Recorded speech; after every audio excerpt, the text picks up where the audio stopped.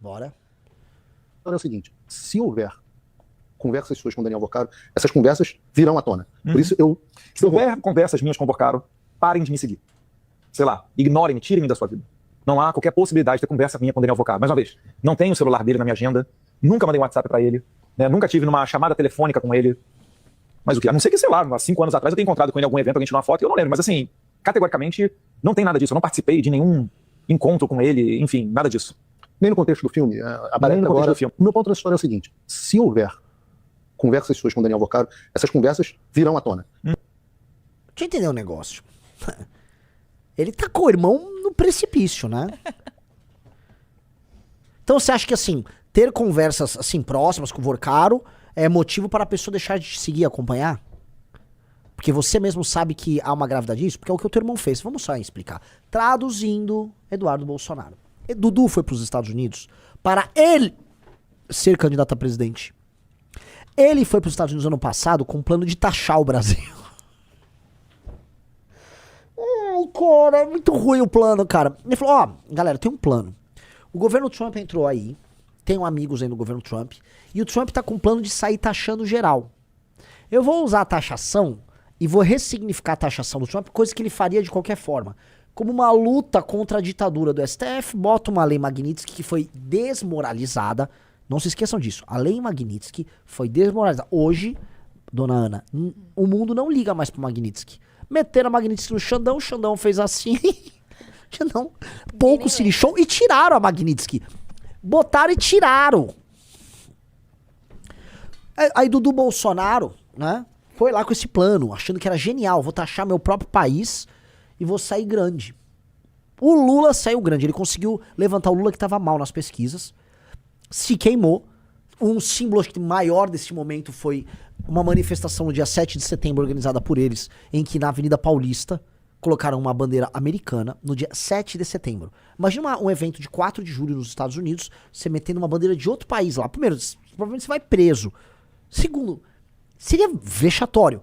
Aqui no Brasil, organizaram isso. Organizaram um troço desses. É muito vexatório. A gente não pode esquecer de uma coisa muito importante da Magnitsky, que foi a conversa entre Jair e Eduardo, com eles falando assim, ó, não atinja o Gilmar Mendes. É, o Gilmar exato. fora disso, importante a gente lembrar. Exato. Nossa, me lembre de ter isso na cabeça, tá? Então, o Eduardo tenta, e ele quis ser candidato, mas começa a perder direito político, seria caçado, e aí vai o irmão, ele não queria que fosse o irmão. Aí o irmão constrói ele próprio a pré-candidatura, e o Flávio tem que endossar, porque antes irmão do que o Tarcísio. Mas não era o plano do Eduardo. Aí o Eduardo começa a perceber que a militância do bolsonarismo no Brasil começou a cair no colo do Nicolas e de outras pessoas. E aí ele organiza o bloco dele, que inclui o Kim Paim e companhia, pra começar a brigar com todo mundo, começa a apanhar. Até o irmão desautoriza ele publicamente. Nicolas detona ele, Constantino, ele começa a apanhar de geral. Eduardo começa a ficar pequenininho, perdeu a moral, ficar pequenininho. Tomou um esculacho do Kim ontem. O lance é o seguinte, todo mundo perdeu o respeito pelo Eduardo, ninguém respeita ele. E aqui ele tá meio que, né, jogando ali com o irmão.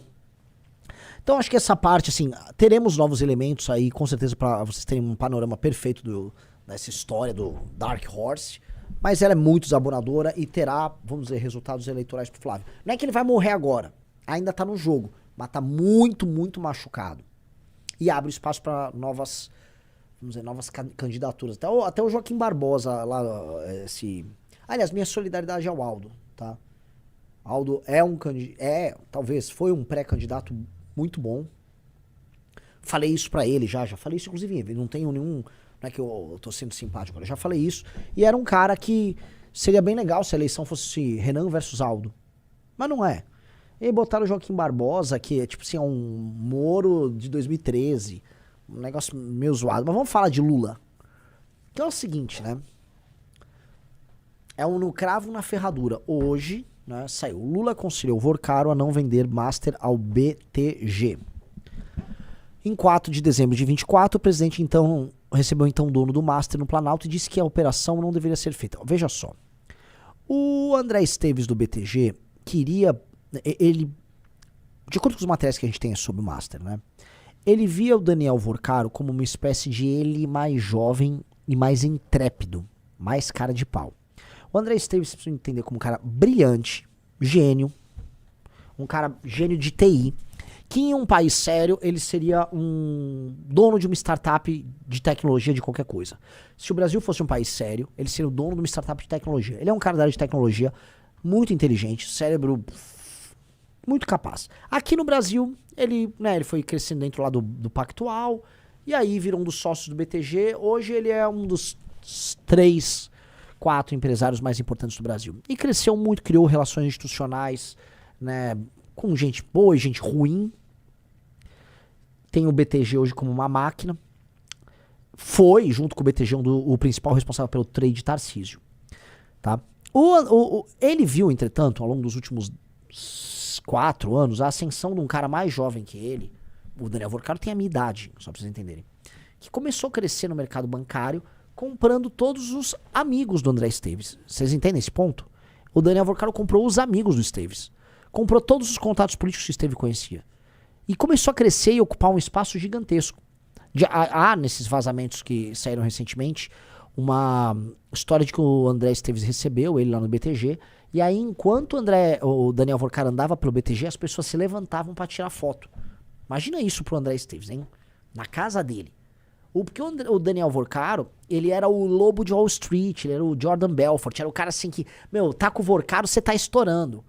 Entendeu? Ele começou estourar, e todo mundo via. Por quê?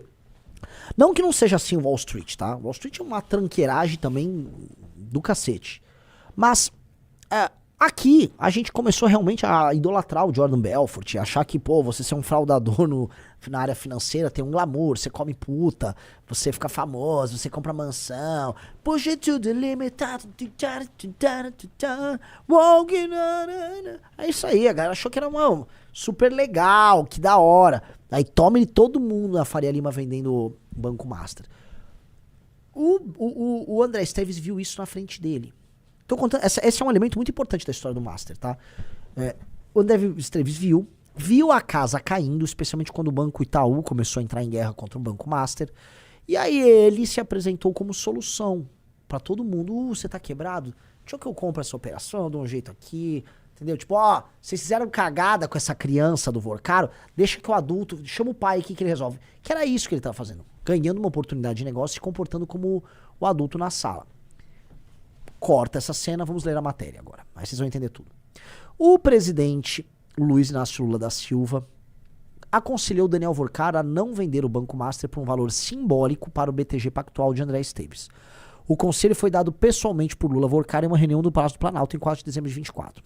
Nessa época, o Master já estava em dificuldades. Os jornalistas Fábio Serapião e Natália Portinari publicaram para assinantes esse domingo mais informações sobre como era esse plano inicial cogitado por Vorcaro, com base em documentos obtidos pela PF e ainda não compartilhado com o STF, onde o caso da operação com o país é relatado pelo ministro André Mendonça. Segundo o UOL, há uma mensagem de Vorcaro de 10 de abril de 25 que ele envia uma proposta de como seria a operação de venda do BTG. Esse plano foi noticiado em parte pelo Drive. O Drive informou que Vorcaro já havia contado a Lula sobre essa possibilidade de venda da BTG na região. A reunião no Planalto serviu para o banqueiro pedir um conselho ao presidente da República. O BTG, de André Esteves, quer comprar meu banco por R$1. Eu não quero confusão. Devo vender ou seguir o mercado? Nós queremos reduzir a concentração bancária no Brasil. Sim, o Daniel Vorcaro, ele tinha uma luta. Aquela luta contra a concentração bancária. Sabe quem falou isso aí? Pessoal, tá gostando da live? Que eu vou botando elemento, tô contando a historinha. Corta pra Gabriela Prioli, se você achar, Ana. Veja o argumento de Gabriela Prioli. Vamos cortar, tá? Esse aqui foi uma reunião em 24. Corta pra Gabriela Prioli, eu acho que no começo de 25. Qual argumento, nosso amigo? Ele tá lutando contra a concentração bancária. Atenção, atenção, atenção. Vocês vão ver como os pontos se ligam todos.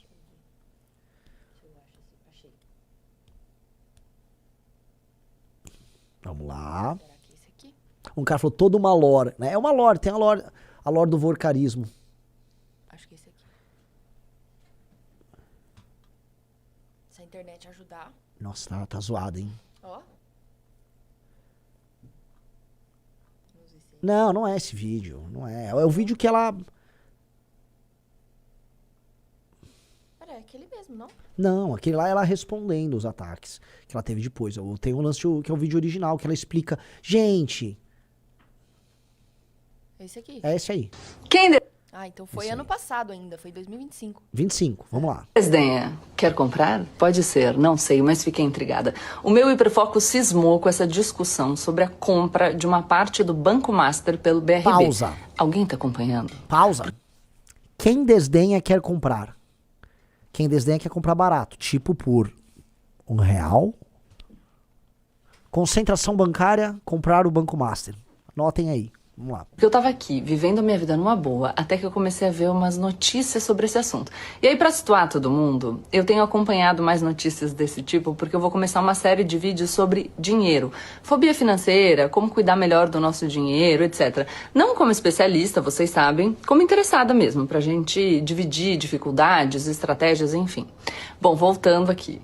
Por qual razão esse assunto me deixou intrigada? Pausa. Porque quando Realmente, o cara falou, meu hiperfoco já faz... Não, eu vou te falar, o lance do hiperfoco, já me zoaram, Raio Renan com seus hiperfocos. Parem de falar hiperfoco. Essa mania do, eu sou meio autista, eu sou um peculiarzinho, eu tenho hiperfoco. Vai se fuder. Vamos lá. Quando você começa a ler as notícias, as manchetes, você fica meio preocupado. Parece que tem alguma coisa errada acontecendo, só que você não sabe direito o que é. E aí, quando você lê as matérias completas, a coisa muda. Por quê? Porque não tem ninguém que diga que existe algo errado, apenas que algo poderia dar errado e que, se desse errado, seria ruim. Só que poderia é meio vago, não é? Deixa eu ser mais específica. A história começa com o pessoal dizendo que o Banco Master Pausa. oferecia opções... Amigos, esse vídeo é de quando em 2025? 18 de novembro de 2025. Dá o play.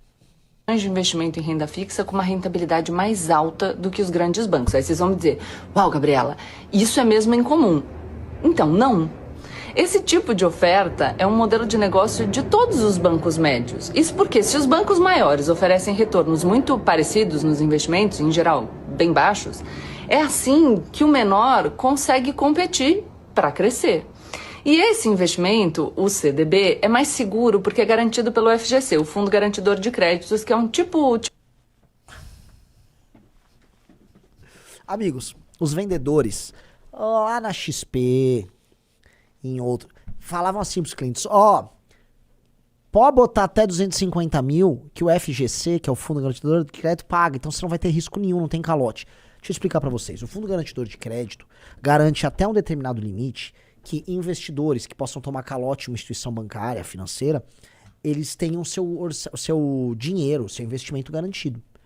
Isso tem um efeito perverso, que é qual? Ora, o próprio pessoa então fala, se eu botar até tanto, então eu não vou tomar calote? Então eu vou botar e dane-se.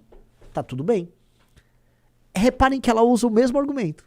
O mesmo argumento dos vendedores de CDB do Master e do próprio Sinogueira que queria mudar esse do FGC para 1 milhão. Vamos lá. Inclusive chamava emenda Vorcaro ou Emenda emenda Vorcaro. Master, né? tipo um seguro que cobra até um certo valor, caso algo aconteça com o banco que oferece o título. E aí, algumas matérias dizem o seguinte, não há nenhum problema aparente no Master. Então, veja, não há. Mas a preocupação de especialistas é que, no caso de uma eventualidade, os títulos emitidos pelo banco comprometeriam uma parte importante da liquidez do FGC. O que aconteceu? Ué, gente, mas no caso de uma eventualidade que atinge um banco grande, quantos por cento do FGC estaria comprometido? É por isso, querida Prioli, que quando você analisava os balanços dos bancos grandes, que eu tenho graves problemas contra eles, eles têm lucros extraordinários, entendeu? Lucros extraordinários, e o balanço fazia sentido. Quando eu olhava o balanço do Master, os números não faziam sentido. As despesas administrativas do Banco Master eram excessivamente altas. Os retornos que eles tinham com aqueles valores que eles vendiam do CDB, eles se transformavam em compra de títulos podres ou participação em empresas podres. Então qualquer pessoa que olhasse, eles falavam, olha, isso vai dar merda, entendeu? Então não era assim tão simples, você tá fazendo uma falsa analogia. Vamos lá. Mais. Ah, Gabriela, mas não vai acontecer nada com o banco grande. Bom, mas aí a gente tá o quê? Preso na concentração bancária? Ou seja, nesse mercado fechado... Na concentração concentração bancária. Era isso. Poxa, Gabriela Prioli repete exatamente os argumentos de Daniel Vorcaro. Exatamente os argumentos. Caramba, Prioli. Era isso. Era isso. O Banco Master estava lá lutando contra a concentração bancária. Tá? Ele estava lutando. E Gabriela Prioli estava fazendo esse vídeo de maneira absolutamente isenta. Saiu da cabeça dela. Ela não teve nenhum tipo de motivação, além da sua vontade de informar para as pessoas a importância do Banco Master na luta contra a concentração bancária. Galera, é piada. Assim como eu falo dos fãs do Flávio, né? Dos bolsonaristas que acreditam em qualquer gororoba, ela veio a público e falou, não, foi só um vídeo, olha só. Pô, não mete essa, brother. Vamos lá. Terminar o vídeo? Só com alguns grandes agentes, e aí vamos continuar pagando juros inacreditáveis no cheque especial, no cartão de crédito, enfim. E vejam, que outra coisa que eu pensei, né? Manter o mercado fechado é um interesse legítimo. Afinal, quem é grande quer continuar grande, não quer mais concorrência. Mas também é legítimo que os consumidores possam entender. Só pra galera não ver o Pimba e não pode saber besteira, né? O Jardim Bordin, ou Bourdin, disse, em novembro a Prioli tava com esse discurso aí do Banco Master, mas esses dias ela tava no evento em Santa Catarina com vocês. Bem suspeita essa Prioli, hein? Hein, senhorita Prioli? Só pra avisar que no evento de Criciúma havia uma clone da Gabriela Prioli, uma moça, e aí na live ela apareceu e falou, gente, o que a Gabriela Prioli tá fazendo no nosso evento? É apenas uma garota muito parecida com ela. O que está de fato em disputa. Mas voltando para a história que eu abri aqui o vídeo, quem desdenha quer comprar? Pelo que eu vi, todo mundo diz que se eventualmente o Master representasse um risco na eventualidade de a compra de parte dos ativos pelo BRB seria uma coisa boa. Mas se é uma coisa boa, se seria uma coisa boa, por que tanto barulho? Aí pensei, talvez porque mais alguém estivesse ou esteja interessado? E aí, se eu estou interessado em comprar uma parte de um banco e a confiabilidade do banco for posta em dúvida, o preço dos ativos cai. E eu posso comprar mais barato. Sabe quando você vai visitar uma casa com um corretor, em vez de elogiar, você aponta alguns defeitos para conseguir negociar o preço? Exatamente igual. Eu fiquei intrigada e preocupada com o efeito disso sobre pessoas comuns que ela podem... Ela tava muito preocupada. Veja, Gabriela Prioli claramente gravou esse vídeo que ela tava intrigada e preocupada com o efeito que um boato de que o Banco Master podia dar errado, tá? Fazendo com que um determinado comprador que desdenha e quer comprar poderia jogar pra baixo a marca Master e fazer com que os investidores ficassem com medo, fez ela vir a público pra esclarecer a gente e deixar a gente muito seguro que o risco do Banco Master quebrar era o mesmo do Itaú. Ah, que legal, né? Que a gente só tá com viagem, né? Poxa, Prioli, hein? Obrigado por se preocupar tanto com as pessoas, hein? Você é um doce de pessoa. Obrigado. Gente, palmas e muito obrigado pela Gabriela Prioli. Obrigada. Fico mais tranquila agora. Ufa, tô tranquilo. Sorte que ela teve um hiperfoco. Ainda bem que ela ficou com esse hiperfoco. Ô, hiperfoco Ai, bom, como eu viu? amo Eita, autistas, nível 1. obrigado aí por esse... Oh, pô, o Brasil agradece, viu? É isso aí. Se você gostou do vídeo, não se esqueça de deixar o like e se inscrever no canal para ajudar. Te vejo no próximo vídeo. Até lá!